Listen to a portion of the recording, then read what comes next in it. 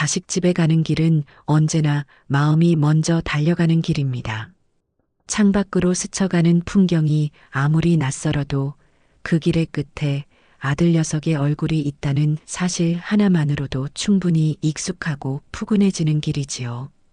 이번 걸음은 유독 더 그랬어요. 며칠 전 며느리 미나에게서 먼저 전화가 온 덕분이었습니다. 어머니, 이번 주말에 뭐 하세요? 괜찮으시면 저희 집에 오셔서 하루 주무시고 가세요. 선우 씨가 어머니 뵙고 싶다고 노래를 불러서요. 살가운 며느리의 목소리에 가슴 한구석이 따뜻하게 데워지는 기분이었어요. 결혼하고 몇 해가 지나도록 며느리와는 어딘가 보이지 않는 벽이 있는 듯 서먹했거든요. 직장 생활하느라 바쁜 아이라 살림에는 영 흥미가 없어 보였고, 제가 가끔 반찬이라도 싸들고 가면 괜히 부담스러워하는 기색이 역력했습니다. 그래서 저도 웬만해서는 먼저 연락하는 법이 없었죠. 그런데 그런 며느리가 먼저 전화를 다 하다니 이 늙은 시어미는 그것만으로도 감지덕지할 따름이었습니다. 그럼 가야지. 우리 선우 보고 싶었는데 잘 됐구나. 전화를 끊자마자 저는 곧장 부엌으로 향했습니다. 마음이 급해졌거든요. 아들 녀석이 환장하는 소고기 장조림부터 해야지요. 기름기 적은 홍두깨살을 큼직하게 사다가 찬물에 핏물을 빼고 갖은 양념에 졸이는 일은 손이 많이 가지만 맛있게 먹을 아들 얼굴을 떠올리면 조금도 힘들지 않았습니다. 며느리는 입맛이 까다로워 뭘 좋아할지 몰라 늘 고민인데 지난번에 제 깻잎 장아찌를 제법 잘 먹던 기억이 났어요. 잘 삭힌 깻잎을 한 장 한 장 양념장에 적시는 내내 제 입가에는 저도 모르게 흐뭇한 미소가 걸려 있었습니다. 그렇게 냉장고에 넣어둘 반찬통을 늘어놓으며 한창 분주한데 다시 며느리에게서 전화가 걸려왔어요.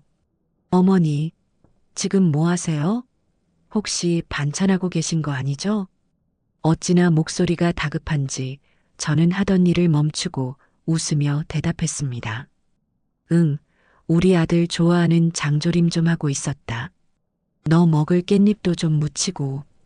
그러자 며느리가 거의 비명에 가까운 소리를 내는 겁니다. 어머니, 아니에요. 제발 아무것도 하지 마세요. 저번에 보니 냉장고에 자리도 하나도 없고 그거 언제 다 먹는다고 그러세요. 음식물 쓰레기만 나와요. 제발 몸만 편하게 오세요. 제가 다 알아서 준비해 놓을게요. 어찌나 단호하게 말하는지 저는 순간 할 말을 잃었습니다. 섭섭한 마음이 파도처럼 밀려왔어요. 자식 입에 들어갈 음식을 만드는 어미의 마음을 그저 냉장고 자리나 차지하고 결국엔 버려질 음식물 쓰레기로 취급하는 것만 같아 야속했지요. 하지만 이내 마음을 고쳐먹었습니다. 요즘 젊은이들의 살림 방식은 우리 때와는 다른 법이니까요. 깔끔하고 합리적인 것을 좋아하는 아이들이니 제 오래된 방식이 불편할 수도 있겠다 싶었습니다. 알았다. 그럼 아무것도 안 해갈 테니 너도 너무 무리하지는 말거라. 네, 어머니. 그냥 편한 마음으로 여행 오신다 생각하고 오세요. 전화기 너머 며느리의 목소리는 그제야 안심한 듯 밝아졌습니다. 저는 못내 아쉬운 마음으로 핏물을 빼던 소고기를 다시 냉동실에 넣고 양념이 밴 깻잎은 도로 반찬통에 담았습니다. 그래, 다 알아서 준비한다니. 어디 요즘 아이들은 어떻게 상을 차리는지 구경이나 해보자. 서운함보다는 기대감을 애써 채우며 그렇게 아들 집으로 향하는 버스에 몸을 실었습니다. 버스가 2번 바뀌고 지하철을 한 번 더 갈아타고 꼬박 4시간이 걸려서야 아들이 사는 아파트 단지에 도착할 수 있었어요. 새로 지은 아파트들은 어찌나 높고 삐쭉삐쭉한지 꼭 성냥갑을 세워놓은 것만 같아 정감이 가지 않았습니다. 그래도 저 높은 성냥갑 어딘가에 내 아들, 내 며느리가 산다고 생각하니 괜히 한 번 더 올려다보게 되더군요. 초인종을 누르자 잠시 뒤 문이 열렸습니다. 그런데 저를 맞이한 며느리의 모습이 조금 이상했어요. 집에서 입는 편한 옷이 아니라 잘 다려진 블라우스에 재킷까지 걸친 외출복 차림이었습니다. 어머니, 오셨어요? 응, 차가 좀 막혔네. 우리 미나, 어디 나가니? 제 물음에 며느리는 당황한 기색이 역력한 얼굴로 시선을 피했습니다. 그리고는 우물쭈물하며 믿을 수 없는 말을 내뱉었죠. 어머니, 정말 어쩌죠? 제가 회사에 정말 급한 일이 터져서 지금 바로 나가봐야 할 것 같아요. 중요한 계약건인데 제가 없으면 안 된다고 연락이 와서요. 저는 순간 제 귀를 의심했습니다. 저를 오라고 초대해 놓고 이제 와서 급한 일이 생겼다니요. 그것도 제가 도착하자마자 말입니다. 당황스러움에 아무 말도 못하고서 있는데 며느리는 허둥지둥 가방을 챙기고 구두를 신었습니다. 그리고는 식탁 쪽을 손으로 가리키더군요. 어머니, 여기까지 오시느라 시장하실 텐데 우선 식사부터 하세요. 제가 간단하게 차려놓고 가요. 그녀의 손끝을 따라 제 시선이 식탁으로 향했습니다. 그리고 저는 그 자리에 얼어붙고 말았습니다. 커다란 6인용 식탁 위에는 마치 섬처럼 밥 한 공기가 덩그러니 놓여 있었습니다. 그리고 그 옆에는 아주 작은 종지 하나. 그 안에는 간장이 찰랑거리고 있었죠. 어머니, 정말 죄송해요. 우선 간장에 밥이라도 비벼 드시고 계세요. 저 금방 다녀올게요. 며느리는 제 얼굴을 제대로 쳐다보지도 못한 채 거의 도망치듯 현관문을 열고 뛰쳐나갔습니다. 쾅 하고 닫히는 현관문 소리가 텅 빈 아파트 안을 무겁게 울렸어요. 저는 한참 동안 그 자리에 못 박힌 듯 서 있었습니다. 며느리의 옅은 향수 냄새만이 아직 공중에 남아 이 모든 것이 꿈이 아니라고 말해주고 있었죠. 배고픔보다 더 지독한 허기와 서러움이 심장을 쿡쿡 찔러왔습니다. 간장에 밥이라도. 그 말이 마치 독이 든 가시처럼 귓가에 박혀 빠지지 않았어요. 나를 대체 뭐라고 생각하고 이런 취급을 하는 걸까요? 반찬도 싸우지 말라며 큰 소리 치더니 그 애가 말한 다 알아서 준비한 밥상이 고작 이 간장 종지 하나란 말입니까? 저는 천천히 식탁으로 걸어가 의자에 앉았습니다. 눈앞에 흰쌀밥과 검은 간장이 부옇게 흐려졌습니다. 눈물이 나려는 것을 꾹 참았어요. 여기서 울면 정말 이 차가운 식탁 앞에서 지고 마는 것 같았습니다. 자존심이 상해서라도 눈물을 보이고 싶지 않았습니다. 시간이 얼마나 흘렀을까요? 창밖은 이미 어둠이 짙게 깔려 있었고 도시의 불빛들이 하나둘 켜지고 있었습니다. 저는 불도 켜지 않은 채 그저 어둠 속에 앉아 있었습니다. 그때 도어록 해제되는 소리와 함께 아들이 들어왔습니다. 다녀왔습니다. 엄마 왔어? 근데 왜 불도 안 켜고 있어? 피곤해 전 목소리로 들어서던 아들은 식탁 앞에 미동도 없이 앉아 있는 저와 그 앞에 놓인 밥상을 보고는 순간 표정이 굳어졌습니다. 엄마, 이게 뭐야? 저녁 아직 안 먹었어? 미나는? 미나 아직 안 왔어? 아들의 질문에 저는 아무런 대답도 할 수 없었습니다. 아니, 하고 싶지 않았다는 편이 맞을 거예요. 제 침묵에 무언가 잘못되었음을 감지한 아들은 멋쩍은 목소리로 말했습니다. 아이고, 엄마 미안해. 미나가 오늘 급한 일이 있다고 하더니만. 배고프겠다. 내가 얼른 뭐 맛있는 거 시켜줄게. 뭐 먹고 싶어? 회 시켜줄까? 아니면 족발? 아들은 제 마음을 헤아리려는 노력 대신 익숙하게 스마트폰을 꺼내 배달 앱을 켰습니다. 아들의 그 행동이 제 남은 마음에 마지막 비수를 꽂는 것만 같았습니다. 이 상황에서 제게 필요한 것이 배달 음식이 아니라는 것을 제 아들은 조금도 알지 못하는 듯 했어요. 제가 느꼈을 모멸감과 서운함에는 아무런 관심이 없고 그저 이걸 끌어온 상황을 맛있는 음식으로 빨리 덮어버리고 싶어 하는 것처럼 보였습니다. 저는 결국 아무 말도 하지 않았습니다. 그저 저를 위해 차려진 세상에서 가장 차갑고 무례한 그 밥상을 말없이 내려다볼 뿐이었습니다. 제 아들의 집, 그 넓고 낯선 아파트에서 저는 그렇게 철저히 혼자가 되었습니다. 그날 밤 아들이 시켜준 족발은 거의 그대로 남았습니다.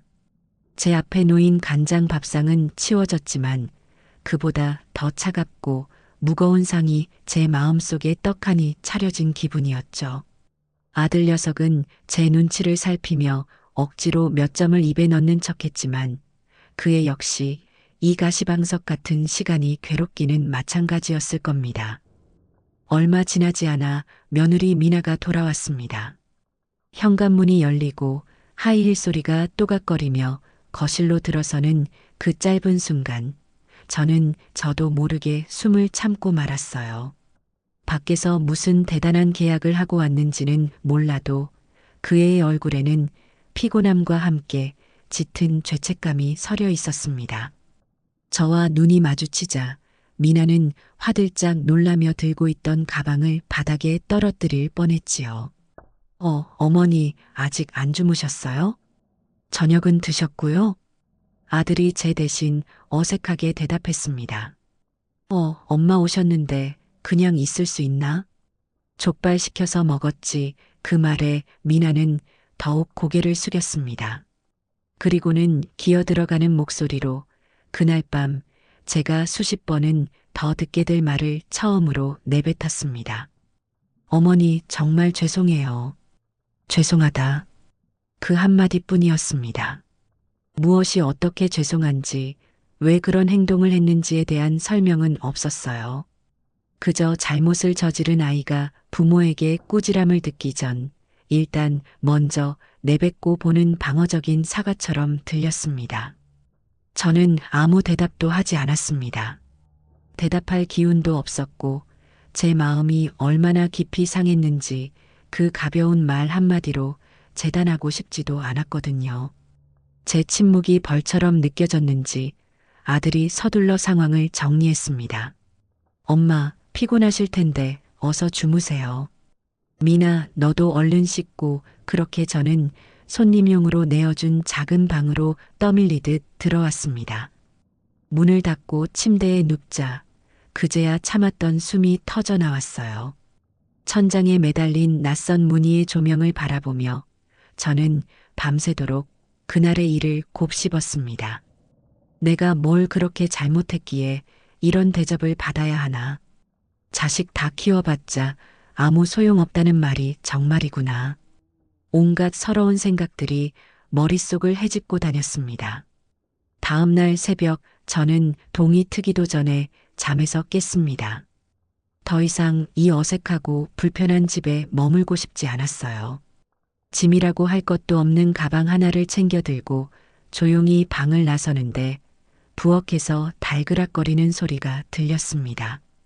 나가보니 며느리가 서툰 솜씨로 토스트를 굽고 커피를 내리고 있더군요.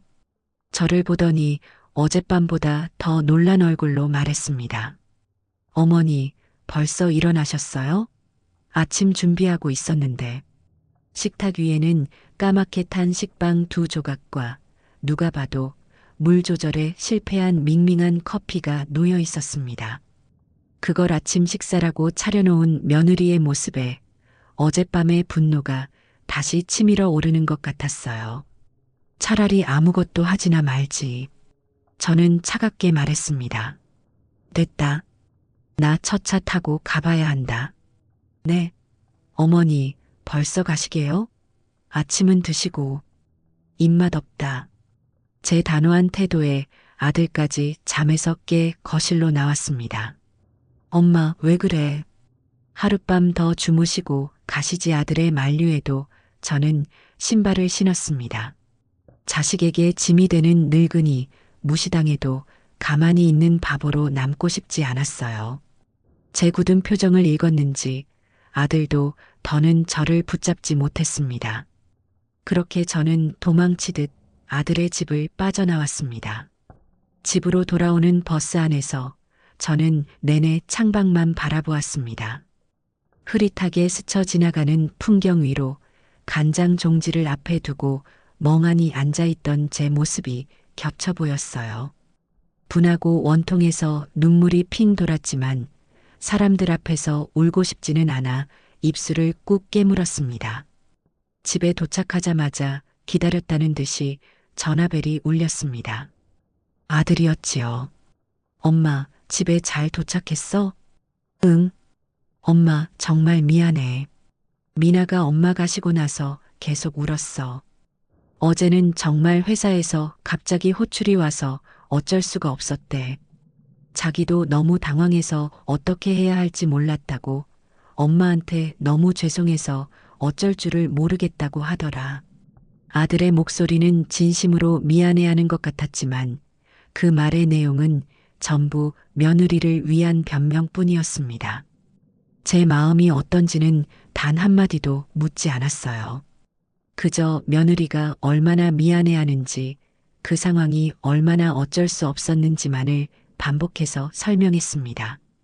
마치 제가 그 변명을 듣고 그래, 그럴 수도 있지 하고 이해해 주기를 바라는 것 같았어요.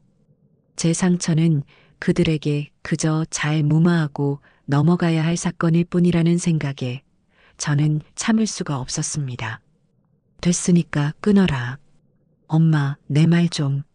저는 아들의 말이 채 끝나기도 전에 전화를 끊어버렸습니다. 그리고 그날 오후 며느리에게서 장문의 문자 메시지가 도착했습니다. 어머니, 저 미나예요. 어제 오늘 제가 너무 큰 잘못을 저질렀어요. 어머니께서 얼마나 속상하셨을지 생각하면 몸 둘 바를 모르겠습니다. 정말 죄송합니다. 어머니, 제가 생각이 너무 짧았어요. 다음부터는 절대 이런 일 없도록 할게요. 용서해 주세요, 어머니. 마지막에 붙은 우는 모양의 이모티콘까지. 저는 그 길고 정성스러운 문자를 보며 실소를 터뜨리고 말았습니다. 이 가벼운 글자들이 제 마음에 난 깊은 생채기를 덮을 수 있다고 생각하는 걸까요? 저는 답장하지 않았습니다. 제 침묵이 가장 무거운 대답이 될 것이라 생각했지요. 그리고 이틀 뒤 그들의 사과는 정점을 찍었습니다. 아침 일찍 초인종 소리가 나서 나가보니 커다란 스티로폼 상자가 문 앞에 놓여 있었습니다. 최고급 한우 선물 세트였어요. 금색 보자기로 포장된 상자 위에는 죄송한 마음을 담아 보냅니다. 아들, 며느리 올림이라는 카드까지 붙어 있었죠. 저는 그 상자를 들지도 않고 현관문 앞에 선 채 한참을 내려다보았습니다. 제 모멸감과 상처의 값이 고작 이 고기 몇 근이란 말인가. 그들은 제가 이 비싼 고기를 보고 그래도 성의가 갸륵하구나 하며 마음을 풀 것이라 기대한 모양입니다. 그 순간 저는 분노를 넘어 깊은 허탈감에 빠졌습니다. 우리는 정말 다른 세상에 살고 있구나. 내 마음의 언어와 저 아이들의 언어는 전혀 통하지 않는구나. 저는 그 상자를 집 안으로 들이지 않았습니다. 마치 더러운 것이라도 되는 양 현관문 밖에 그대로 놓아두었어요. 오며 가며 그 상자를 볼 때마다 그날의 간장 밥상이 떠올라 속이 뒤집혔으니까요. 그들의 사과는 제 마음에 닿기는커녕 오히려 더 높은 벽을 쌓아 올리고 있었습니다. 시간이 약이라는 말은 적어도 제게는 통하지 않았습니다. 며칠이 지나도 그날의 기억은 흐릿해지기는커녕 오히려 밤마다 더 선명하게 떠올라 저를 괴롭혔어요. 아들에게서 걸려오는 전화는 받지 않았고 며느리의 문자에도 답하지 않았습니다. 현관문 앞에 방치된 한우 세트는 시간이 지나며 상해갔고 저는 결국 경비실에 부탁해 그것을 버려달라고 했습니다. 그들과의 관계도 저 한우 세트처럼 이미 돌이킬 수 없이 상해버렸다는 생각이 들었죠. 그러던 어느 주말 오후 멀리 사는 딸에게서 영상통화가 걸려왔습니다. 엄마, 우리 하준이 재롱잔치한 거 영상 받았는데 같이 보자. 화면 가득 손주 녀석의 얼굴이 보이자 딱딱하게 굳어있던 제 얼굴에도 잠시 화색이 돌았습니다. 아이는 고사리 같은 손으로 율동을 하며 열심히 노래를 부르고 있었어요. 한참을 손주 모습에 너클 놓고 있는데 딸이 불쑥 말했습니다. 근데 엄마, 올케 언니 진짜 대단하다. 저 바쁜 와중에 하준이 재롱잔치 의상이며 소품이며 혼자 다 만들었대. 완전 금손이야, 금손. 뭐, 미나가 저걸 다 만들었다고? 응. 언니 SNS 보니까 일주일 내내 밤새서 만들었다고 사진 올라왔던데? 잠깐만, 내가 보여줄게. 딸은 익숙하게 스마트폰을 조작해 며느리의 SNS 페이지를 화면에 띄웠습니다. 저는 생전 처음 보는 그 낯선 세상에 눈을 동그랗게 떴어요. 그곳에는 제가 알던 며느리와는 전혀 다른 사람이 살고 있었습니다. 가장 먼저 눈에 띈 것은 딸이 말한 재롱잔치 준비 사진들이었어요. 복잡한 디자인의 의상을 재봉틀로 받고 반짝이는 구슬을 한 땀 한 땀 붙이는 과정이 여러 장의 사진으로 기록되어 있었습니다. 그 정교함과 꼼꼼함은 웬만한 전문가 솜씨 못지 않았어요. 그리고 그 옆에는 최근 회사에서 올해의 프로젝트상을 받았다며 동료들과 함께 트로피를 들고 환하게 웃는 사진도 있었습니다. 깔끔한 정장 차림에 자신감 넘치는 표정, 동료들을 이끄는 당당한 모습은 제가 아는 어수룩하고 서툴기만 한 며느리의 모습과는 딴판이었죠. 저는 홀린 듯이 화면을 아래로 내렸습니다. 친구들과 함께 갔다는 해외여행 사진에서는 분 단위로 짜인 듯한 완벽한 여행 계획표를 자랑하고 있었고, 집에서는 직접 조립한 가구와 세련된 소품들로 꾸민 인테리어를 뽐내고 있었습니다. 그 애의 세상은 모든 것이 완벽하게 계획되고 빈틈없이 관리되고 있었어요. 저는 그 화면을 멍하니 바라보았습니다. 머릿속에서 두 개의 이미지가 격렬하게 충돌했습니다. 프로젝트를 성공시키고 재봉틀을 돌려 아이 옷을 만들고 해외여행을 분 단위로 계획하는 유능하고 똑 부러진 여자. 그리고 시어머니에게 밥 한 끼 차려주지 못해 간장 종지 하나를 덜렁 내놓고 토스트 하나도 새까맣게 태우는 무능하고 서투른 여자. 어째서? 차가운 의심이 독초처럼 마음 한구석에서 자라나기 시작했습니다. 어째서 나한테만 저렇게 바보가 된단 말인가? 그 모든 서투름과 무능함이 혹시 저를 향한 의도된 연기는 아니었을까요? 시어머니를 대하는 것이 귀찮고 번거로워서 일부러 못하는 척, 서투른 척하며 제게서 멀어지려 했던 것은 아닐까요? 그렇게 생각하니 그날의 모든 일이 다르게 보이기 시작했습니다. 회사 일 때문에 바쁘다는 핑계, 생각이 짧았다는 변명, 값비싼 선물로 무마하려는 시도까지 모든 것이 저를 기만하기 위한 계산된 행동처럼 느껴졌습니다. 분노가 다시 심장을 뜨겁게 달구었습니다. 그 며칠 뒤 제 마음을 떠보려는 듯한 친구의 연락이 있었습니다.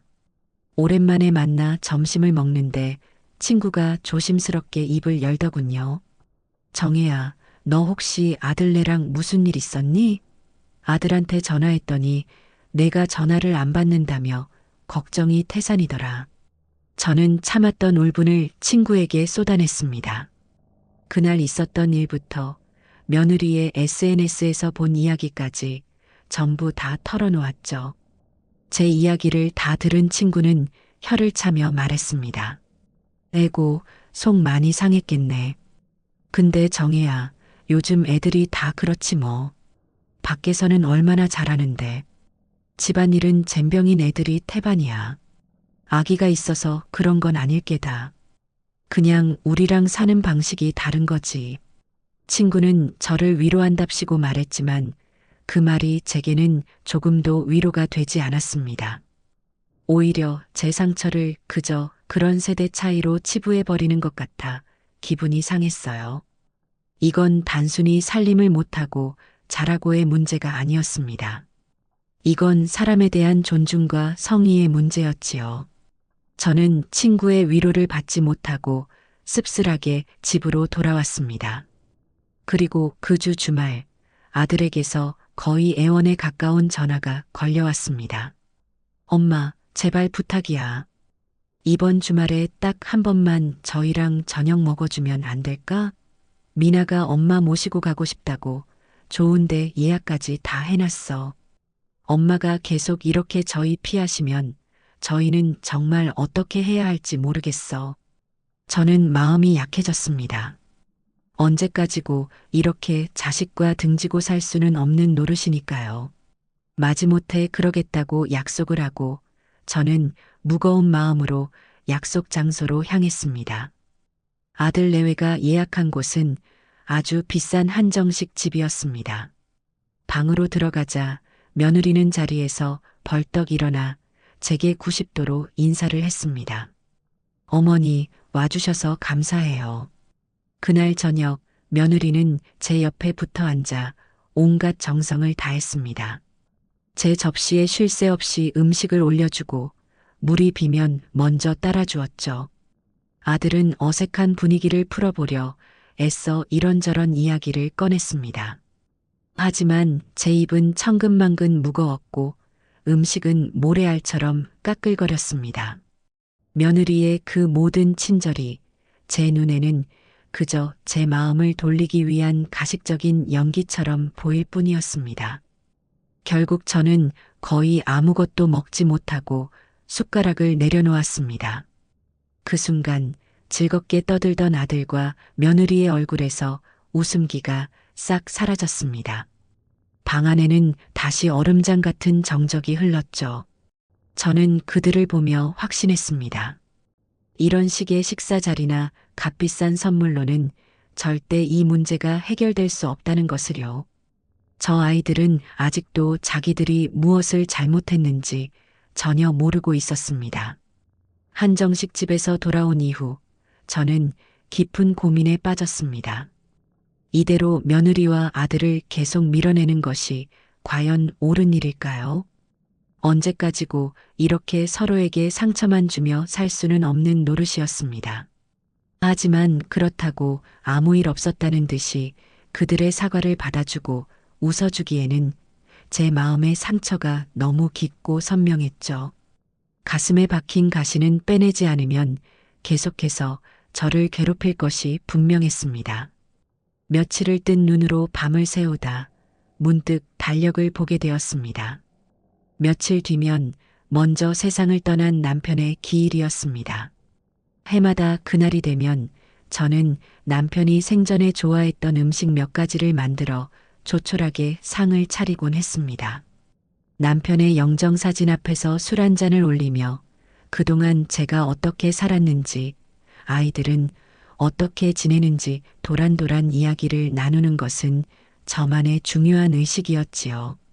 그날도 저는 남편의 사진을 정성껏 닦으며 혼잣말을 했습니다. 여보, 나 요즘 속이 상해서 밥도 잘 못 넘겨요. 당신 아들놈은 그걸 알기나 할까요? 며느리라는 아이는 또 어떻고요? 내가 괜한 고집을 부리는 건지 아니면 이대로는 안 된다고 버텨야 하는 건지 이제는 나도 잘 모르겠어요. 당신이 있다면 나한테 뭐라고 해줬을까요? 사진 속 남편은 여전히 인자한 미소로 저를 바라볼 뿐이었습니다. 그 미소를 한참 동안 바라보는데 문득 한 가지 생각이 제 머리를 스치고 지나갔습니다. 그래, 이대로는 안 된다. 이 문제를 끝내야 한다. 언제까지고 마음속으로만 끙끙 앓고 있을 수는 없다. 내가 받은 상처가 얼마나 깊고 아픈 것이었는지 그 아이들이 직접 제 눈으로 보고 느끼게 해야 한다. 말이나 선물로는 전해지지 않는 마음이라면 똑같은 경험으로 되돌려주는 수밖에 없다.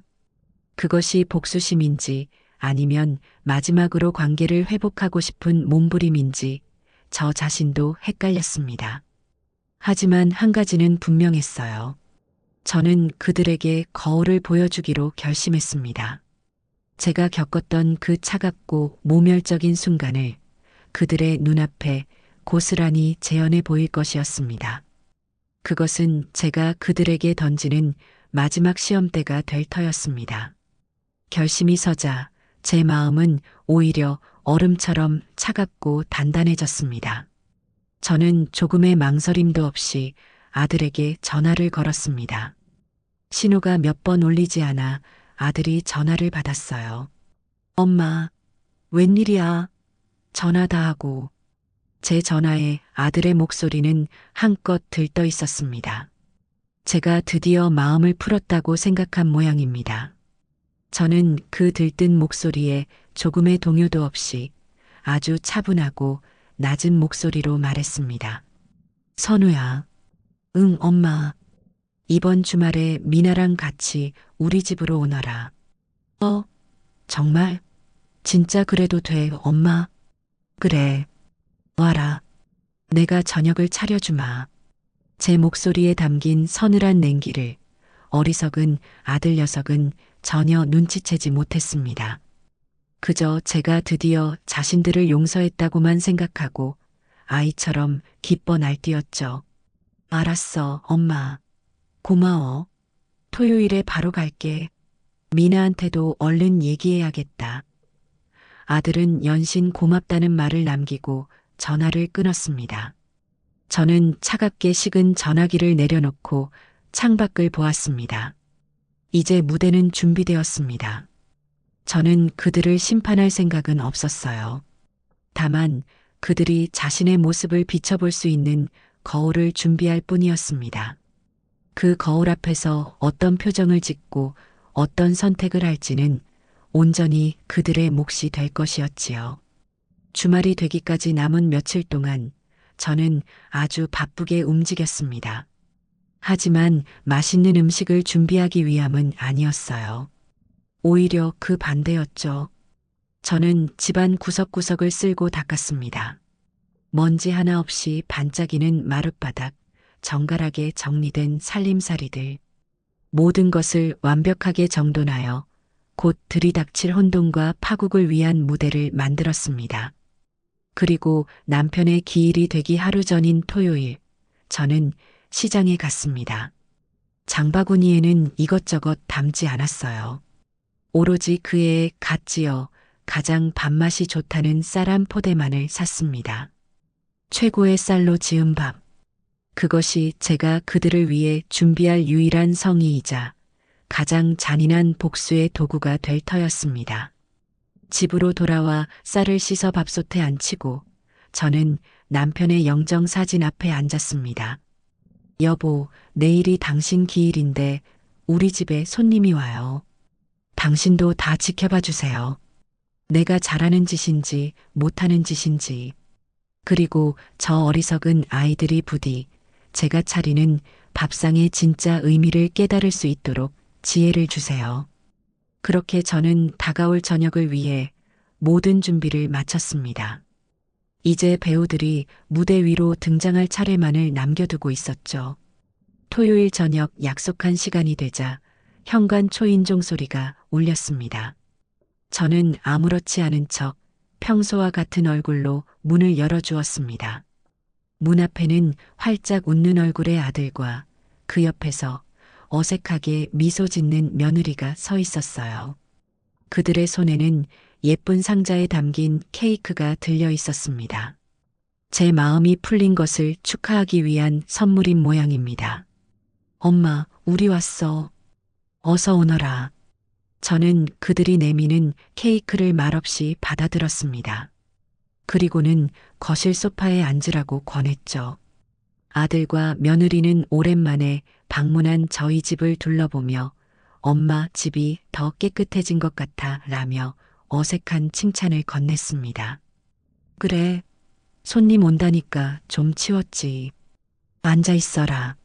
곧 저녁 차려줄게. 저는 그들을 소파에 앉혀두고 일부러 시간을 끌었습니다. 끓고 있지도 않은 주전자 물을 올려놓고 찬장에서 찻잔을 꺼내 닦는 척을 했지요. 어색한 침묵 속에서 아들과 며느리가 불안하게 서로의 눈치를 살피는 것이 느껴졌습니다. 긴장감이 팽팽하게 당겨지는 것을 즐기며 저는 충분한 시간이 흘렀다고 생각했을 때 드디어 부엌으로 향했습니다. 자, 이제 저녁 먹자. 제 말에 아들과 며느리의 얼굴이 환해졌습니다. 그들은 분명 제가 그간의 앙금을 모두 씻어내는 의미로 정성 가득한 화해의 밥상을 차려낼 것이라 기대하고 있었을 겁니다. 식탁에 마주 앉은 그들의 눈에는 노골적인 기대감이 서려 있었어요. 저는 부엌에서 커다란 쟁반을 들고 나왔습니다. 그리고 그들의 바로 앞에 쟁반을 내려놓았습니다. 쟁반 위에는 갓 지어 김이 모락모락 피어오르는 흰쌀밥 2공기, 그리고 그 옆에는 아주 작은 간장 종지 하나가 전부였습니다. 그 순간 식탁 위의 모든 시간이 멈춘 듯 했습니다. 아들의 얼굴에서 웃음기가 사라지고 하얗게 질려가는 것이 보였습니다. 며느리는 얼어붙은 미소를 거두지 못한 채 눈을 동그랗게 뜨고 밥과 간장을 번갈아 쳐다보았죠. 식탁을 감싼 침묵은 칼날처럼 날카롭고 무거웠습니다. 저는 그 어떤 설명도 하지 않았습니다. 그저 그들의 표정을, 그들의 눈동자를, 그들의 얼어붙은 숨결을 하나하나 뜯어볼 뿐이었죠. 이 밥상이 무엇을 의미하는지 이제 제 입으로 굳이 말할 필요는 없었습니다. 가장 먼저 무너진 것은 며느리였습니다. 며느리의 손이 가늘게 떨리기 시작하더니 이내 파르르 경련을 일으켰습니다. 곧이어 그 커다란 눈망울에 투명한 눈물이 차오르기 시작했어요. 한 방울, 2방울. 뜨거운 눈물이 하얀 밥 위로 툭, 툭 떨어졌습니다. 흑. 처음에는 입술을 깨물고 참아보려 애쓰는 듯 했습니다. 하지만 한 번 터져나온 울음은 본물처럼 걷잡을 수 없었습니다. 며느리는 2 손으로 얼굴을 감싸쥐고 어린아이처럼 엉엉 소리 내어 울기 시작했습니다. 그 서럽고 절박한 울음소리가 텅 빈 거실을 가득 메웠습니다. 어머니, 흐어엉 어머니, 죄송해요. 제가 정말 잘못했어요. 며느리는 제대로 말을 잇지도 못하고 그저 죄송하다는 말만 되풀이하며 오열했습니다.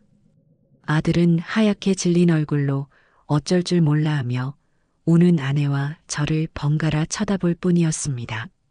저는 한참 동안 그렇게 펑펑 우는 며느리를 아무 말 없이 바라보았습니다. 제 마음속에서 단단하게 굳어있던 분노와 원망의 얼음성이 며느리의 저 뜨거운 눈물에 조금씩, 아주 조금씩 녹아내리는 소리가 들리는 듯 했습니다. 한참을 울어 겨우 조금 진정이 된 며느리가 띄엄띄엄 그날의 진실을 털어놓기 시작했습니다. 제가 어머니 할 줄 아는 음식이 정말 아무것도 없어요. 라면 끓이는 거 말고는 할 줄 아는 게 하나도 없어요.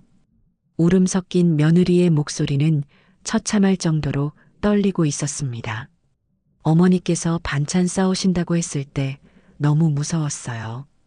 어머니의 그 맛있는 반찬들 옆에 제가 내놓을 수 있는 게 아무것도 없다는 사실이 너무 창피하고 밥 한 끼 제대로 못 차리는 못난 며느리라고 욕하실까봐.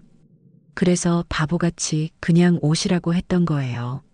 아, 그랬던 거구나. 막상 어머니가 오셨는데 머릿속이 하얘지면서 뭘 어떻게 해야 할지 정말 하나도 모르겠더라고요. 너무 무서워서 그냥 도망치고 싶었어요. 그래서 회사 핑계를 대고 뛰쳐나왔던 거예요. 간장에 밥이라도 드리면 적어도 굶지는 않으실 것 같아서 제가 정말 너무 바보 같았어요. 며느리의 고백에 저는 마치 망치로 머리를 세게 한 대 얻어맞은 듯한 충격에 휩싸였습니다. 제가 그동안 상상하고 의심했던 모든 것이 산산조각 나는 순간이었습니다.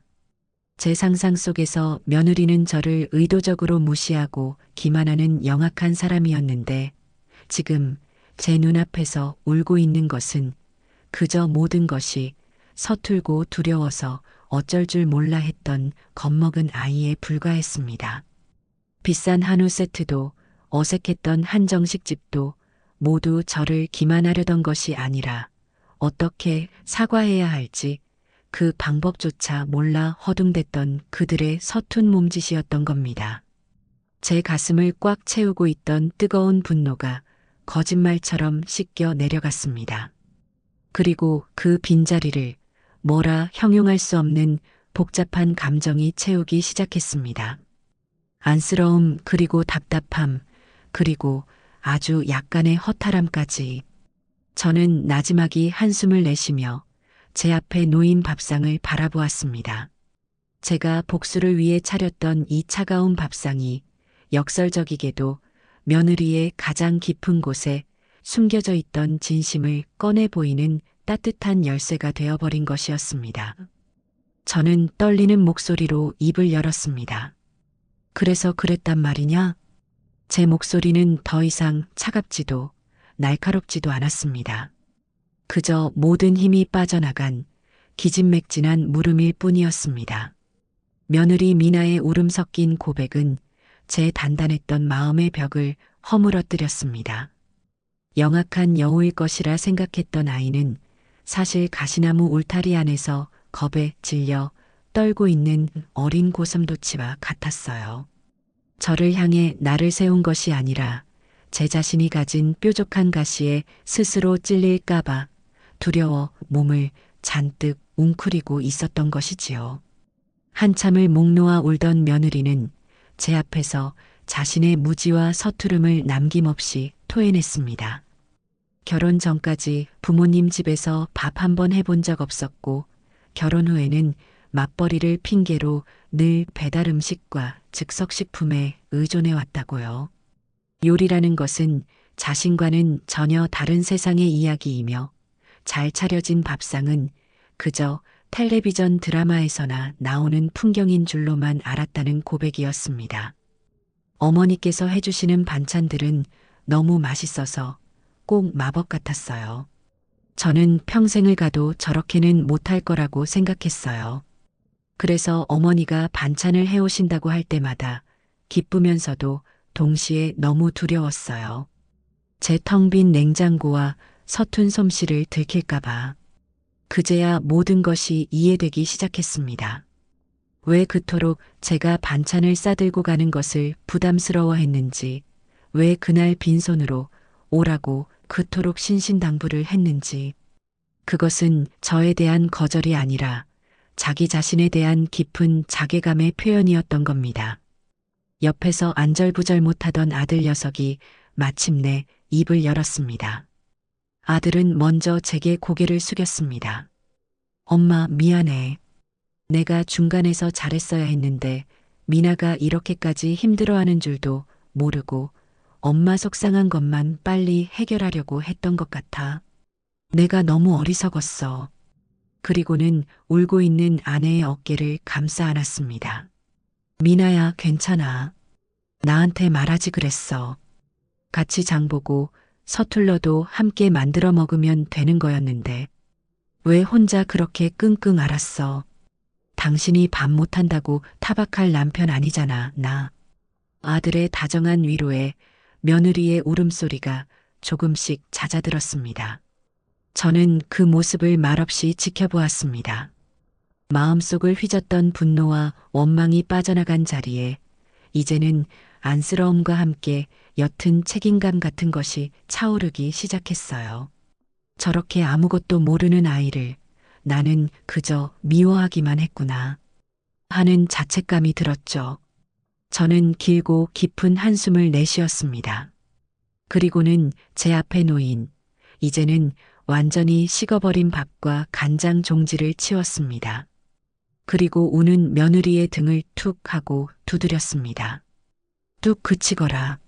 제 목소리는 여전히 무뚝뚝했지만 그 안에는 더 이상 날카로운 가시가 없었습니다.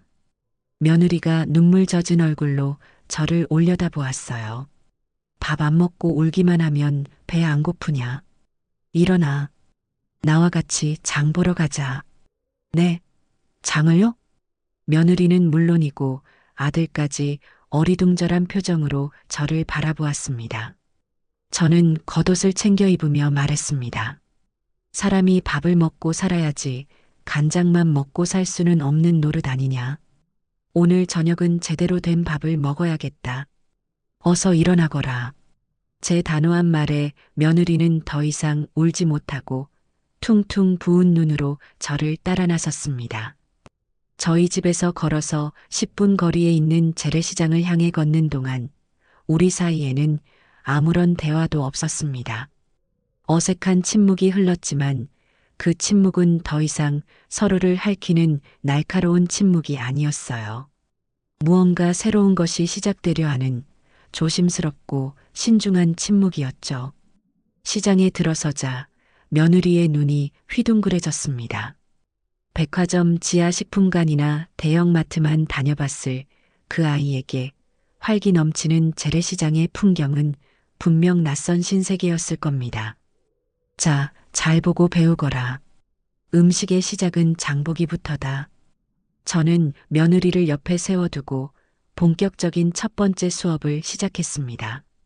가장 먼저 들른 곳은 채소 가게였어요. 콩나물을 살 때는 이렇게 허리가 너무 길지 않고 통통한 걸로 골라야 아삭하고 고소하단다. 너무 하얗고 예쁜 건 약품 처리를 했을 수도 있으니 약간 노르스름한 빛이 도는 게 더 좋은 것이야. 저는 콩나물 한 봉지를 며느리의 손에 들려주었습니다. 며느리는 난생 처음 장바구니를 든 아이처럼 어색하게 봉지를 받아들었죠. 다음은 두부 가게였습니다. 두부는 찌개용인지 부침용인지에 따라 골라야 한다. 찌개에 넣을 것은 손으로 살짝 눌러봐서 단단한 걸로 골라야 끓여도 잘 부서지지 않아. 부침용은 이것보다 조금 더 부드러운 걸로 사야 고소하고 맛있지. 두부 한 모를 고르며 설명하는 제 말을 며느리는 아주 진지한 얼굴로 고개를 끄덕이며 들었습니다. 그 모습이 꼭 학교 선생님의 말씀을 하나라도 놓칠세라 집중하는 학생 같아서 저도 모르게 피식 웃음이 나올 뻔했어요. 오늘 저녁 메뉴는 닭볶음탕이다. 너희 젊은 사람들이 좋아할 만한 걸로 골랐다. 저는 단골 닭집으로 가 가장 실한 놈으로 한 마리 잡아 토막을 내달라고 했습니다. 닭 손질을 기다리는 동안 저는 며느리에게 닭고기 고르는 법을 알려주었습니다. 껍질은 노르스름하고 윤기가 돌며 살은 분홍빛이 도는 것이 신선한 닭이라고요. 며느리는 제 설명을 들으며 진열된 닭들을 유심히 살펴보았습니다. 그 눈빛에는 더 이상 두려움이나 불안이 아니라 새로운 것을 배우는 것에 대한 옅은 호기심과 흥미가 서려 있었어요. 그렇게 감자, 양파, 대파, 풋고추까지 사고 나니 장바구니가 제법 묵직해졌습니다. 집으로 돌아오는 길, 며느리가 무거운 장바구니를 자기가 들겠다며 제 손에서 빼앗아 들었습니다. 그 작은 행동 하나에 우리 사이의 거리가 한 뼘은 더 가까워진 것 같은 기분이 들었지요. 집에 도착하자마자 저는 며느리와 함께 부엌에 섰습니다. 자, 이제부터 진짜 시작이다.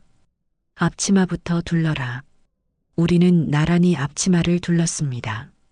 어색하고 낯선 풍경이었지만 이상하게도 마음은 편안했습니다. 저는 닭을 깨끗한 물에 씻어 한번 데쳐내는 것부터 시작했습니다. 닭고기는 이렇게 뜨거운 물에 한번 데쳐내야 불순물과 잡내가 없어져서 국물이 깔끔해진단다. 이런 사소한 과정 하나하나가 음식의 맛을 좌우하는 것이야. 제가 닭을 손질하는 동안 며느리에게는 콩나물 다듬는 일을 시켰습니다. 반찬은 대단한 게 아니다. 이렇게 콩나물 대가리 하나씩 정성껏 떼어내는 마음에서부터 시작하는 게야 며느리는 제 말에 고개를 끄덕이며 서툰 솜씨로 콩나물을 다듬기 시작했습니다.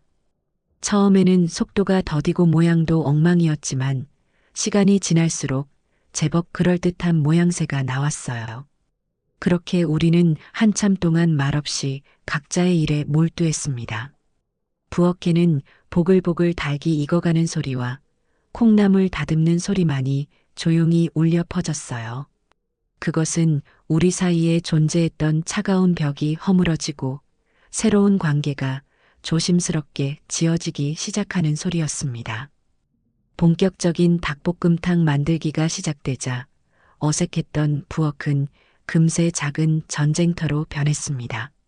제가 지시를 내리면 며느리가 허둥지둥 따르는 시기였는데 그 과정이 순탄하지만은 않았지요.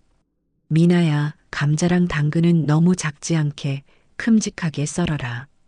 오래 끓여야 하니 너무 작으면 다 뭉그러져 버린다.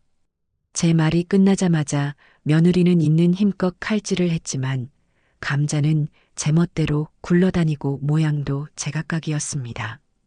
어떤 것은 너무 크고 어떤 것은 너무 작았죠. 저는 며느리의 손에서 칼을 넘겨받아 직접 시범을 보였습니다. 칼은 이렇게 잡고 힘을 주는 게 아니라 자연스럽게 아래로 내리듯이 써는 게야. 며느리는 제 손놀림을 신기한 듯 쳐다보며 감탄사를 내뱉었습니다. 다음은 가장 중요한 양념장을 만들 차례였습니다. 제가 고추장 2스푼, 고춧가루 3스푼을 넣으라고 하자 며느리는 양 조절에 실패해 고추장을 거의 반통이나 부을 뻔했습니다. 제가 깜짝 놀라 그 손을 붙잡았지요. 아이고 얘야, 그렇게 많이 넣으면 짜서 어떻게 먹니? 모든 음식은 간이 생명이다. 처음부터 많이 넣지 말고 조금씩 넣어가며 맛을 봐야 하는 게야. 아, 네, 어머니. 죄송해요. 죄송할 것 없다. 배우는 과정인데 실수하는 게 당연하지. 저는 며느리가 만든 양념장에 다진 마늘과 생강, 간장과 설탕을 추가하며 맛의 균형을 잡아주었습니다. 양념장을 만들 때는 설탕 같은 단맛을 먼저 넣어서 입자를 잘 녹여줘야 나중에 양념이 겉돌지 않고 재료에 착 달라붙는단다. 이런 작은 비법들을 알려줄 때마다 며느리는 눈을 반짝이며 고개를 끄덕였습니다. 우여곡절 끝에 모든 재료와 양념장을 냄비에 넣고 끓이기 시작했습니다. 매콤하고 달큰한 냄새가 부엌을 가득 채우자 그제야 며느리의 얼굴에도 긴장이 풀리는 듯했어요. 우리는 냄비 앞 작은 의자에 나란히 앉아 닭볶음탕이 익어가기를 기다렸습니다. 보글보글 끓는 소리를 배경음악 삼아 우리 사이에는 처음으로 편안한 대화가 오갔습니다. 며느리는 자신의 회사 생활에 대한 이야기를 꺼냈어요. 큰 프로젝트를 맡아 밤낮 없이 일했던 이야기, 동료들과의 갈등 때문에 힘들었던 이야기 등 저는 그저 묵묵히 들어주었습니다. 그 아이의 세상에 대해 처음으로 알게 되는 순간이었죠. 저 또한 제 젊은 시절 이야기를 들려주었습니다. 시집와서 아무것도 모르는 상태로 시어머니께 호되게 살림을 배웠던 이야기, 남편과 아들을 위해 매일같이 다른 밥상을 차리며 행복을 느꼈던 이야기. 며느리는 제 이야기에 귀를 기울이며 이따금씩 어머니는 정말 대단하세요라며 추임새를 넣었습니다. 그렇게 한참을 이야기 나누다 보니 어느새 닭볶음탕이 맛있게 완성되었습니다. 저희가 함께 만든 첫 번째 요리였죠. 때마침 아들이 걱정스러운 얼굴로 부엌 문을 빼꼼 열었습니다. 엄마, 미나, 괜찮아? 무슨 타는 냄새가 나는 것 같기도 하고. 아들은 부엌에 가득한 맛있는 냄새와 나란히 서서 웃고 있는 저와 며느리의 모습을 보고는 놀란 표정을 지었습니다. 저는 아들에게 말했습니다. 뭐하냐? 상 차리는 것 좀 도와라. 내 아내가 오늘 큰일했다. 그날 저녁 우리 세 사람은 식탁에 둘러앉아 닭볶음탕을 먹었습니다. 맛을 보니 역시나 제 입에는 조금 짰고 감자는 살짝 설익었더군요. 하지만 아들 녀석은 세상에서 가장 맛있는 음식이라도 먹는 것처럼 호들갑을 떨며 밥 2그릇을 뚝딱 비웠습니다. 와, 이거 진짜 맛있다. 미나, 당신 완전 소질 있는데? 엄마한테 하루 배우니까 솜씨가 바로 다르네. 아들의 칭찬에 며느리는 쑥스러운 듯 얼굴을 붉히며 웃었습니다. 저 역시 그 모습을 보며 소리내어 웃었지요. 간장 밥상 앞에서 흘렸던 차가운 눈물과는 전혀 다른 따뜻하고 행복한 웃음이었습니다. 식사를 마치고 설거지를 하는 동안 며느리가 제 옆에 다가와 조심스럽게 물었습니다. 어머니는 언제부터 요리를 그렇게 잘하셨어요? 나라고 처음부터 잘했겠니? 너처럼 태우고 짜게 만들고 수없이 실패하면서 배운 게지. 시어머니께 야단도 많이 맞았단다. 그래도 대단하세요. 저는 제가 평생 누군가를 위해 요리를 하게 될 거라고는 상상도 못 해봤거든요. 마음이 중요한 게다, 얘야. 누군가를 위해 따뜻한 밥 한 끼를 차려주고 싶다는 마음. 그 마음만 있으면 누구나 다 할 수 있는 것이 요리란다. 제 말에 며느리는 한참 동안 아무 말 없이 고개를 끄덕였습니다. 그날 밤 아들 내외는 저희 집에서 하룻밤을 묵고 갔습니다. 잠자리에 들기 전 며느리는 제 방에 찾아와 작은 목소리로 말했어요. 어머니, 오늘 정말 감사했습니다. 됐다. 어서 들어가 자거라. 내일 아침에는 오늘 다듬은 콩나물로 콩나물국 끓여 먹자. 며느리는 환하게 웃으며 자기 방으로 돌아갔습니다. 저는 침대에 누워 오늘 하루 동안 있었던 일들을 천천히 되짚어 보았습니다. 불과 하루 전만 해도 다시는 보지 않을 사람처럼 서로에게 상처를 주었는데 이제는 함께 부엌에 서서 내일 아침 메뉴를 이야기하는 사이가 되었습니다. 사람의 마음이라는 것이 참으로 신기하고 오묘하다는 생각이 들었지요. 어색했던 부엌에서 우리는 비로소 진짜 가족이 되는 첫걸음을 내디딘 것이었습니다. 그날의 닭볶음탕 사건 이후 우리 사이에는 놀라운 변화가 생겼습니다. 가장 큰 변화는 며느리 미나에게서 찾아왔지요. 요리의 요자도 모르던 그 아이가 이제는 주말마다 저희 집에 오는 것을 당연하게 생각했습니다.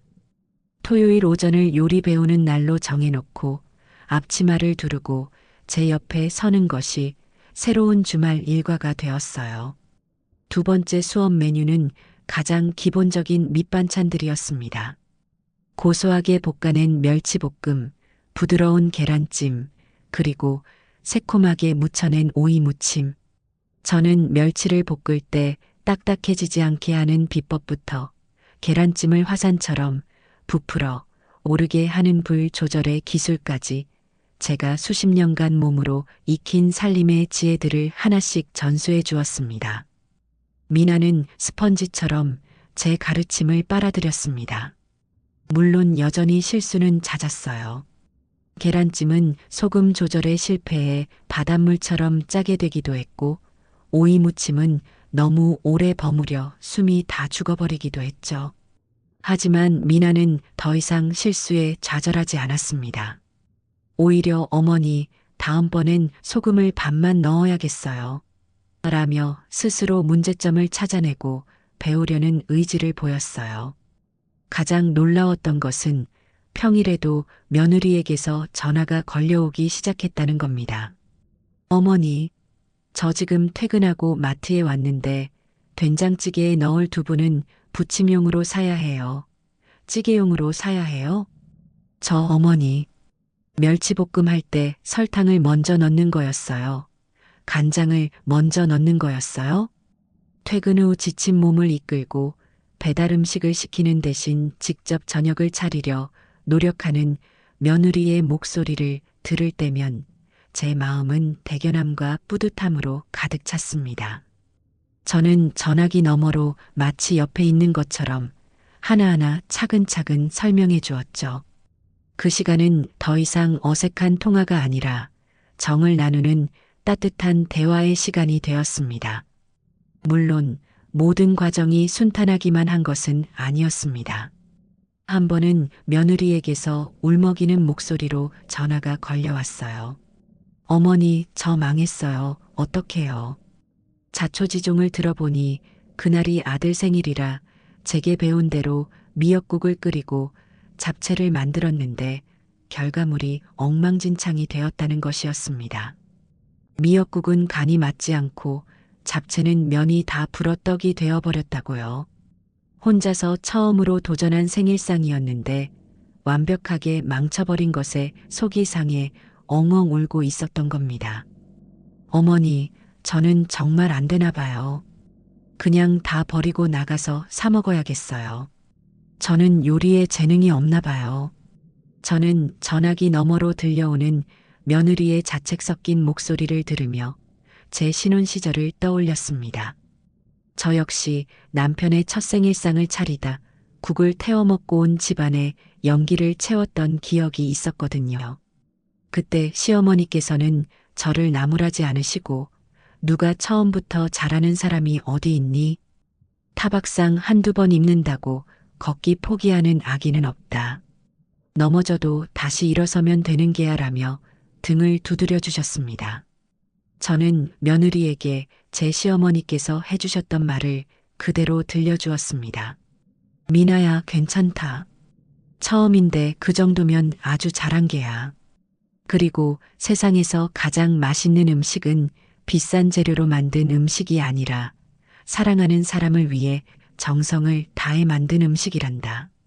선우도 내 마음을 알면 불어 터진 잡채라도 세상에서 가장 맛있게 먹어줄 게다. 그러니 속상해하지 말고 남은 음식 들고 우리 집으로 오너라. 내가 맛있는 잡채로 다시 만들어주마. 제 말에 며느리는 한참 동안 말이 없더니 이내 작은 목소리로 네, 어머니 하고 대답했습니다. 그날 저녁 아들 내외는 떡이 된 잡채와 간이 안 맞는 미역국을 들고 저희 집으로 왔습니다. 저는 며느리가 보는 앞에서 퉁퉁 부른 잡채를 볶음밥으로 변신시키고 미역국에는 국간장과 다진 마늘을 더해 깊은 맛을 살려냈습니다. 우리는 그렇게 조금은 특별한 생일상을 함께 나누었습니다. 그날 이후 며느리는 저를 더욱 의지하고 따르기 시작했습니다. 어느 주말 여느 때처럼 함께 부엌에서 요리를 만들고 있는데 며느리가 가방에서 작은 노트를 한 권 꺼내 제게 수줍게 내밀었습니다. 어머니, 이거 한번 보시겠어요? 노트를 펼쳐본 저는 저도 모르게 웃음을 터뜨리고 말았습니다. 그 안에는 제가 그동안 가르쳐준 요리법들이 삐뚤빼뚤한 며느리의 글씨와 아이가 그린 듯한 귀여운 그림들로 빼곡하게 채워져 있었습니다.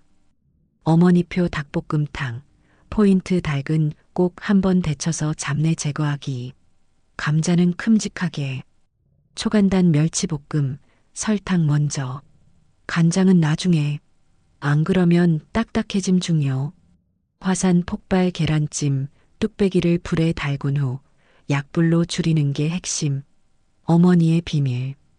각각의 레시피 밑에는 어머니 맛의 비결, 참기름 한 방울과 사랑. 시장에서 배운 것, 좋은 재료가 좋은 맛을 낸다 같은 메모들이 적혀 있었습니다. 저는 그 노트를 한 장 한 장 넘겨보며 가슴이 뭉클해지는 것을 느꼈습니다.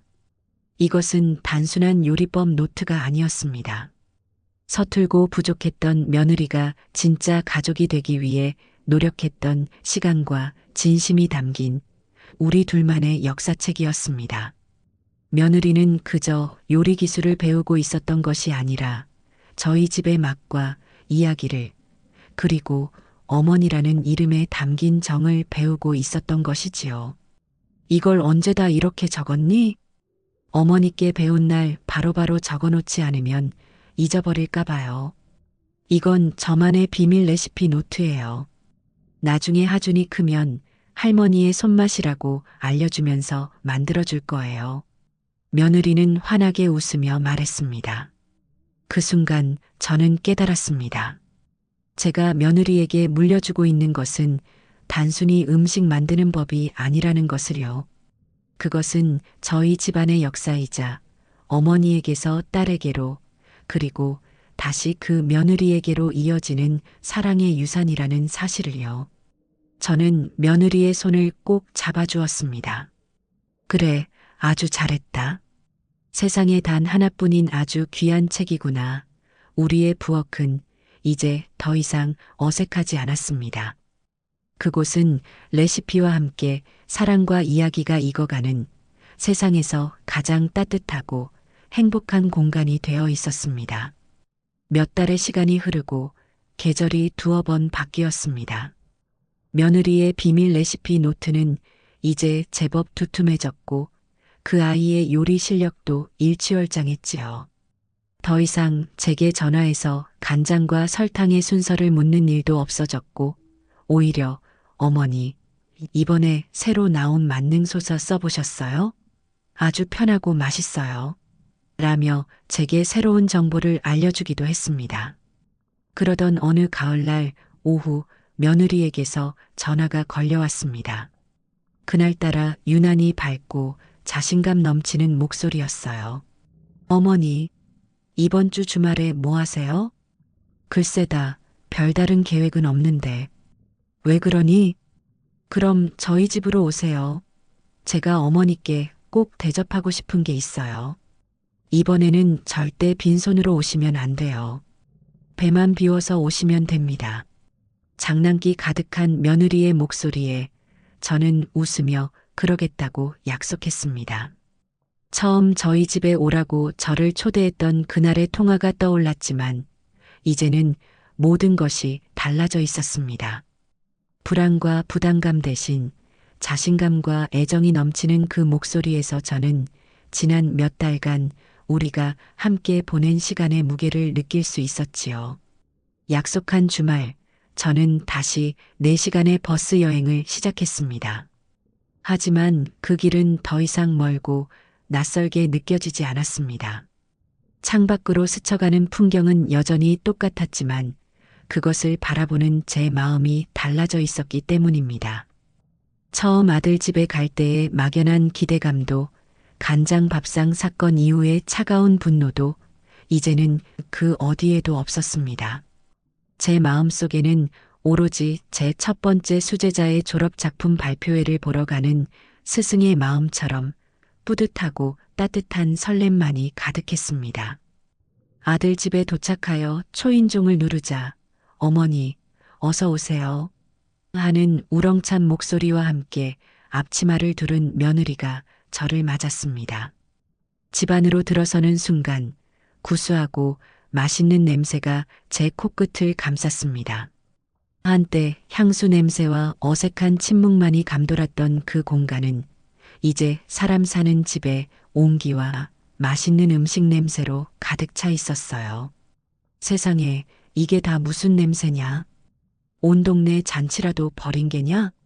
제 너스레의 며느리는 어깨를 으쓱하며 저를 식탁으로 이끌었습니다.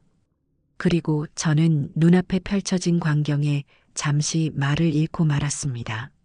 식탁 위에는 제가 그동안 가르쳐준 반찬들이 정갈하게 차려져 있었습니다. 윤기가 자르르 흐르는 멸치볶음, 화산처럼 예쁘게 부풀어 오른 계란찜, 아삭하게 무쳐낸 콩나물 무침과 시금치나물, 그리고 얼마 전 마지막으로 가르쳐준 잡채까지. 아직 모양새는 조금 서툴고 투박했지만 그릇 하나하나에 담긴 정성만큼은 그 어떤 대가의 음식보다 훌륭해 보였습니다. 그리고 식탁의 가장 중앙에는 커다란 뚝배기 안에서 김이 모락모락 피어오르는 닭 한 마리가 통째로 들어가 있는 백숙이 자리하고 있었습니다. 대추와 인삼, 그리고 제가 알려준 비법 약재까지 넣어 푹 고아낸 진정한 의미의 어머니표 약초 백숙이었습니다. 미나야, 너가 이 모든 걸 다 혼자서 준비했단 말이냐?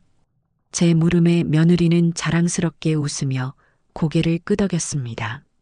네, 어머니. 어제부터 꼬박 준비했어요. 어머니께 처음으로 제 손으로 차린 온전한 밥상을 대접하고 싶었거든요. 아직 어머니 솜씨 따라가려면 멀었지만 그래도 맛있게 드셔주셨으면 좋겠어요. 저는 식탁에 앉아 며느리가 차려준 밥상을 가만히 내려다보았습니다. 간장 종지 하나가 덩그러니 놓여있던 바로 그 식탁이었습니다. 하지만 이제 그 위에는 눈물과 상처 대신 사랑과 정성으로 가득한 음식들이 넘칠 듯이 차려져 있었지요. 며느리는 제 앞에 앉아 백숙의 가장 부드러운 다리살을 정성껏 발라 제 그릇 위에 올려주었습니다. 어머니, 먼저 드세요. 그날 제게 간장 밥상을 차려주셔서 정말 감사했어요. 그때 어머니께서 제게 거울을 보여주지 않으셨다면 저는 아직도 제가 뭘 잘못했는지도 모르는 바보로 살고 있었을 거예요. 정말 죄송했고, 그리고 정말 많이 감사해요. 저는 아무 말 없이 며느리가 발라준 닭다리를 들어 한 입 베어 물었습니다. 푹 고아져 부드러운 살코기와 입안 가득 퍼지는 깊고 구수한 국물의 맛. 세상에 이렇게 맛있는 백숙은 처음 먹어보는 것 같았습니다. 청출어람이네, 우리 며느리. 나보다 낫다 얘. 제 칭찬에 며느리는 아이처럼 기뻐하며 웃었습니다. 아들 녀석은 거 봐. 내가 우리 아내 소질 있다고 했지. 라며 자기 일처럼 뿌듯해했죠. 우리는 마주보고 앉아 웃으며 세상에서 가장 행복한 저녁 식사를 나누었습니다. 간장 종지 하나로 시작되었던 우리 사이의 길고 추웠던 겨울은 이제 따뜻한 닭 한 마리의 온기로 완전히 녹아내려 완연한 봄을 맞이하고 있었습니다. 우리는 그렇게 비로소 진짜 한솥밥을 먹는 가족이 되었습니다. 시간이라는 것은 참으로 신비로운 약입니다. 어떤 상처는 무심하게 스쳐 지나가 잊게 만들고 또 어떤 상처는 정성껏 어루만져 새살이 돋게 하지요. 며느리 미나의 눈물 젖은 밥상 앞에서 우리가 서로의 진심을 마주했던 그날 이후 우리 가족에게 시간은 아주 따뜻하고 자상한 의사 선생님처럼 작용했습니다. 계절이 4번 바뀌는 동안 우리 사이에 어색하고 서먹했던 상처 위에는 단단하고 윤기 나는 새살이 빼곡하게 돋아났습니다. 이제 미나는 더 이상 제게 요리법을 묻는 전화를 하지 않습니다. 대신 어머니, 이번 주말에 시장 가실래요? 맛있는 알배추 나왔을 것 같아요. 라며 먼저 제게 데이트 신청을 하는 살가운 딸이 되었죠. 아들 녀석은 더 이상 제 눈치를 보거나 아내를 변명하기에 급급한 어중간한 남편이 아닙니다. 주말이면 2팔을 걷어붙이고 제 아내와 어머니의 요리 수업에 훌륭한 보조 요리사로 참여하는 든든한 가족의 일원이 되었습니다. 가장 큰 변화는 아마도 그의 겨울, 첫 김장을 함께 담그면서 찾아왔을 겁니다. 해마다 이맘때가 되면 저는 혼자서 수십 포기의 배추와 씨름하며 김장을 담그곤 했습니다. 허리가 끊어질 듯 아프고 온몸이 쑤셔도 자식들 1년 먹을 양식을 챙겨보낸다는 생각에 고단함을 잊곤 했지요. 올해도 여느 때처럼 혼자 김장을 준비하고 있는데 며느리에게서 전화가 걸려왔습니다. 어머니, 올해 김장은 언제 하실 거예요? 글쎄다, 다음 주쯤 날을 잡아야지. 다 되면 너희 집에 한 통 보내주마. 아니요, 어머니. 저도 올해는 김장 꼭 배워보고 싶어요. 어머니 혼자 힘드신데 저랑 선우 씨가 가서 거들어 드릴게요. 아니, 저희가 어머니 감독 아래서 한번 담가보고 싶어요. 저는 전화기를 든 채 잠시 멍해졌습니다. 김장. 생각만 해도 고되고 번거로운 그 일을 며느리가 먼저 함께하고 싶다고 말해주다니요. 그 마음이 어찌나 예쁘고 기특한지 저는 전화기를 붙들고 그러자 어서 오너라 하며 아이처럼 웃고 말았습니다. 약속한 주말 아들 내외는 정말로 전투에 나서는 군인처럼 단단히 무장하고 저희 집에 도착했습니다. 며느리는 빨간 고무장갑과 방수 앞치마까지 야무지게 챙겨왔더군요. 우리는 거실에 커다란 비닐을 깔고 그 위에 절인 배추와 양념 속을 산더미처럼 쌓아 놓았습니다. 자, 김장의 기본은 속을 버무리는 것부터다. 너무 짜거나 매우면 1년 내내 두고 먹기 힘드니 간을 잘 맞춰야 해. 저는 제가 수십 년간 맞춰온 황금 비율의 양념을 며느리에게 알려주었습니다. 며느리는 제가 알려준 대로 고춧가루와 멸치액젓, 새우젓과 다진 마늘, 생강을 넣고 정성껏 양념을 버무리기 시작했습니다. 아들은 옆에서 낑낑거리며 절인 배추를 나르고 각과 무채를 썰었지요. 온 집안에 매콤하고 맛있는 냄새가 진동했습니다. 어머니, 양념이 너무 뻑뻑한 것 같은데 맞아요? 그럴 땐 배즙이나 양파 간 것을 조금 더 넣어주면 시원한 맛도 나고 농도도 맞춰진단다. 우와, 정말이네요. 어머니는 정말 요리 박사님이세요. 우리는 서로의 얼굴에 빨간 양념을 묻혀가며 웃고 떠들었습니다. 며느리는 처음 해보는 일이라 서툴렀지만 배우려는 열의만큼은 누구에게도 뒤지지 않았어요. 배춧잎 사이사이에 양념 속을 꼼꼼하게 채워 넣는 솜씨가 제법 야무졌습니다. 고된 노동이었지만 함께였기에 조금도 힘들지 않았습니다. 오히려 웃음소리가 끊이지 않는 즐거운 축제 같았지요. 오랜 시간에 걸쳐 수십 포기의 김장이 드디어 끝났습니다. 김치통에 차곡차곡 담긴 빨간 김치들을 보니 마음까지 든든해지는 기분이었습니다. 며느리는 자신이 직접 담근 김치를 보며 아이처럼 뿌듯해했죠. 어머니, 이제 저도 김치 담글 줄 아는 며느리예요. 그래, 아주 잘했다. 올해 김치 맛은 아주 일품이겠구나. 저는 그날 저녁 갓 담근 겉절이와 함께 뜨끈한 수육을 삶았습니다. 우리 세 사람은 평상에 둘러앉아 세상에서 가장 맛있는 저녁을 먹었습니다. 아들은 아내가 담근 김치를 맛보더니 와, 우리 아내 솜씨가 이 정도였어? 이제 식당 김치는 맛없어서 못 먹겠네. 라며 엄지를 치켜 세웠습니다. 며느리는 칭찬에 얼굴이 발그레해져서는 제게 고맙다는 눈빛을 보냈지요. 그날 며느리는 자신이 직접 만든 김치를 커다란 통에 가득 담아 아주 자랑스러운 표정으로 집으로 돌아갔습니다. 또 한 번 가슴 뭉클했던 순간은 손주 하준이 덕분이었습니다. 하루는 제가 아들 집에 가서 손주를 봐주게 되었어요. 저녁 시간이 되어 무얼 해줄까 물으니 하준이가 망설임 없이 말했습니다.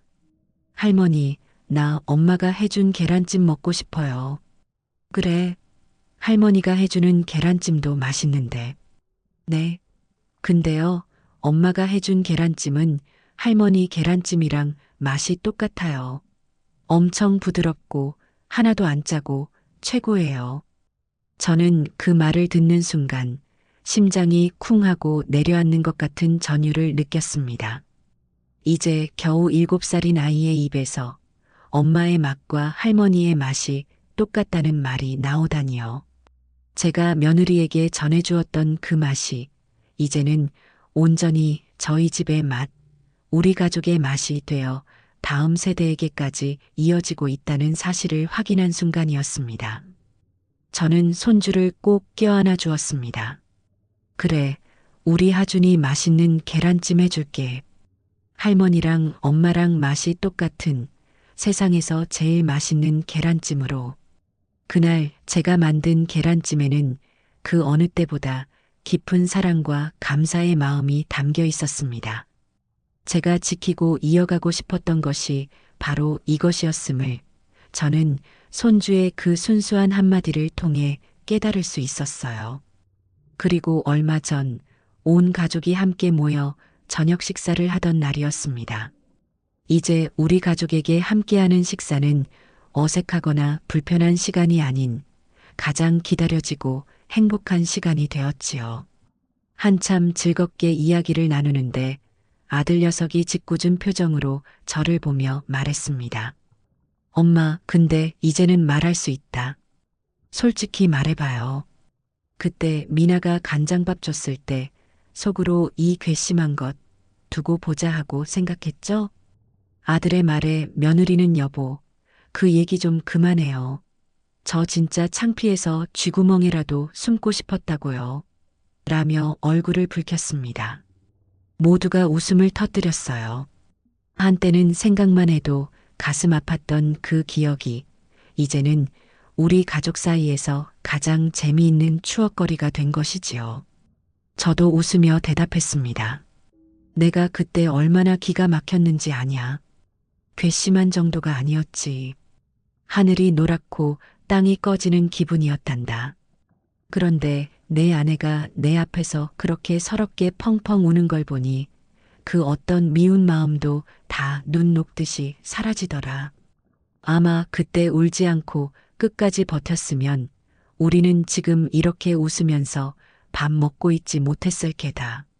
제 말에 며느리가 진심 어린 눈으로 저를 바라보며 말했습니다. 어머니, 그때 저를 용서해 주셔서 그리고 가르쳐 주셔서 정말 감사해요. 어머니 아니었으면 저는 아직도 간장밥이 뭐가 그렇게 잘못된 건지도 모르는 철부지로 살고 있었을 거예요. 됐다. 이제는 다 지난 일인걸. 그 간장 종지 하나가 우리를 이렇게 진짜 가족으로 만들어준 셈이니 지금 생각하면 오히려 고맙기까지 하구나. 우리는 서로를 바라보며 다시 한번 크게 웃었습니다.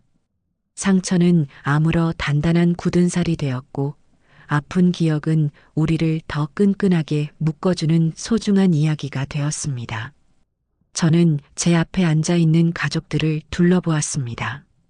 이제는 제법 의젓하게 아내와 어머니 사이에서 든든한 기둥이 되어주는 아들, 서툰 솜씨로나마 따뜻한 밥상을 차릴 줄 아는 사랑스러운 며느리, 그리고 할머니의 맛과 엄마의 맛이 똑같다고 말해주는 귀한 손주까지.